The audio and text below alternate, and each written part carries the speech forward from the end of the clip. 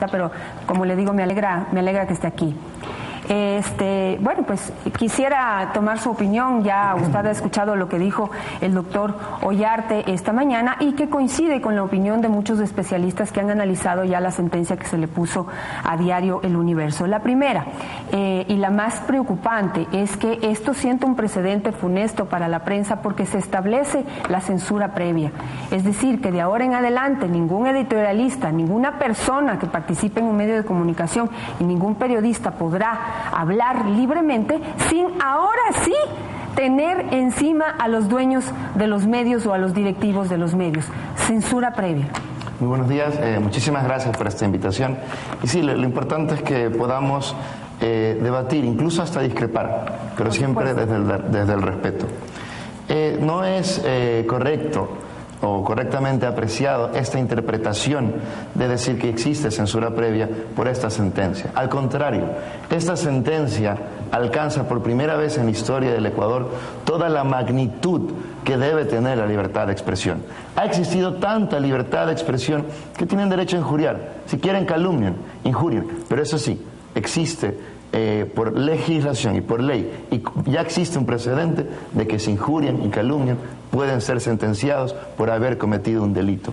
No se está atacando a la libertad de expresión, no se está atacando a los medios, se está atacando a un medio que perdió el rumbo, se está atacando a un medio que fue instrumentalizado, ya ha sido sentenciado un medio que fue instrumentalizado por haber cometido un delito.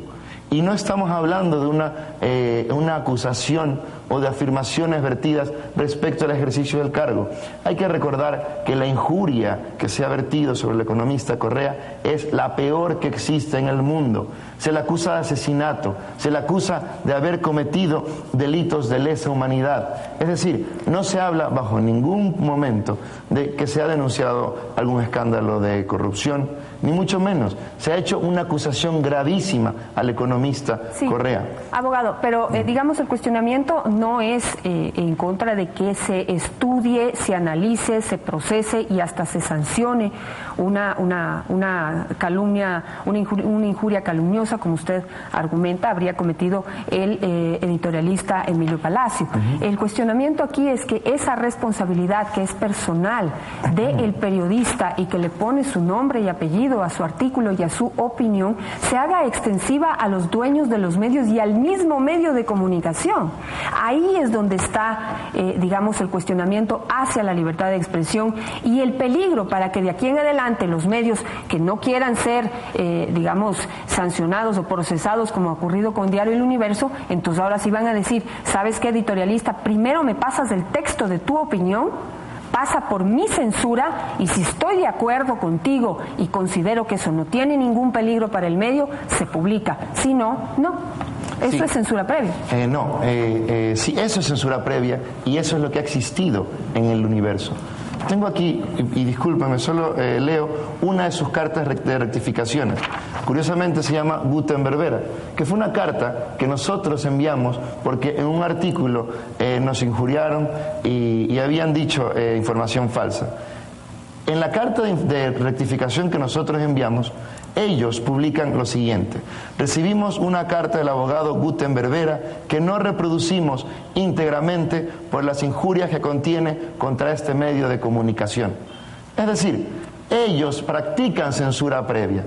Ellos, cuando les conviene, dicen que el contenido de las cartas son injuriosos y cuando no les conviene, atacan de manera desmedida. Si fuese una prensa independiente verdaderamente, lo correcto era publicar el contenido íntegro de nuestra carta y después, como existe libertad de expresión y como existe responsabilidad ulterior, si quieren demandarnos. Eso se llama hacer prensa libre y eso es lo que hemos hecho. Hay que recordar que... Bueno, habría que analizar particularmente ese caso. No podría opinar y ni repreguntarle sobre él porque no conozco de qué se trata ni de qué le acusaron o en qué le injuriaron al señor Gutenberg, pero tampoco sé cómo fue respondida esa acusación ni qué era lo que pedían que se reproduzca en esa carta, ¿no? No quisiera opinar sobre ello porque no la conozco. supuesto. Si usted me envía la información, con mucho gusto, quizás en otro momento podríamos hacerlo. Pero en todo caso, estamos hablando de los editorialistas. Creo que es distinto a lo que usted está planteando. La página de editoriales ha sido siempre una página abierta, en donde los editorialistas opinan muchas veces en contra de lo que piensa el medio, y el medio ha respetado esa opinión. No hay censura en la página editorial, pero de ahora en adelante, con este precedente, sí habrá censura. Y me pregunto también si ahora los lectores que envían cartas al lector también serán censurados, también tendrán que ser censurados. Por supuesto que no. Las cartas que envían los lectores son muy fuertes, en contra de los medios, en contra de funcionarios públicos, en contra de otras personas incluso, y son publicadas. Por supuesto que no. No va a existir. Esta sentencia otorga la capacidad jurídica a cualquier persona a exigir que se restituya su honor. No existe censura previa. Consta en el proceso también un sinnúmero, decenas de cartas de rectificación, decenas de cartas que fueron no publicadas. Hay que recordar que esto, y que no se malinterprete, no es un antecedente para que se demande a cualquier medio por una publicación o una injuria vertida. Hay que recordar que el señor Emilio Palacios ya fue sentenciado por haber escrito el artículo injurioso de Camilo el Matón. Y en esa ocasión no se enjuició al medio. ¿Por qué? Porque era un artículo en contra de una persona.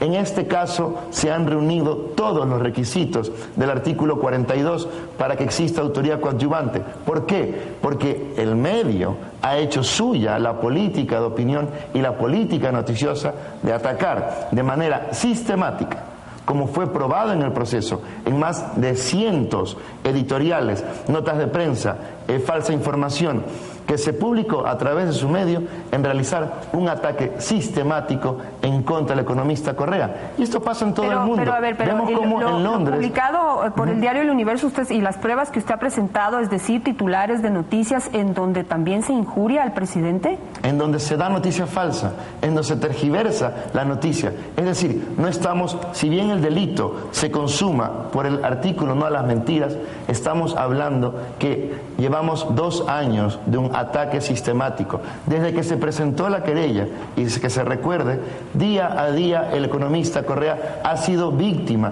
de un ataque diario, sistemático, dirigido. ¿Dónde está la ética del profesionalismo? ¿Dónde está la ética de este medio, que siguió utilizando su periódico para que sus abogados escriban? Siguió utilizando su periódico para dar su punto de vista, cuando lo correcto hubiese sido retirarse, venir al proceso, defenderse con argumentos jurídicos y no utilizando el periódico. Pero y por eso han perdido, porque nunca se defendieron en derecho, nunca entendieron la magnitud de la querella. Se defendieron como coautores, cuando lo hemos acusado de autores coadyuvantes. Abogado, pero aquí también se está produciendo una distorsión, y es que el gobierno interpreta como un ataque personal cualquier crítica que se le haga a su gestión como gobierno.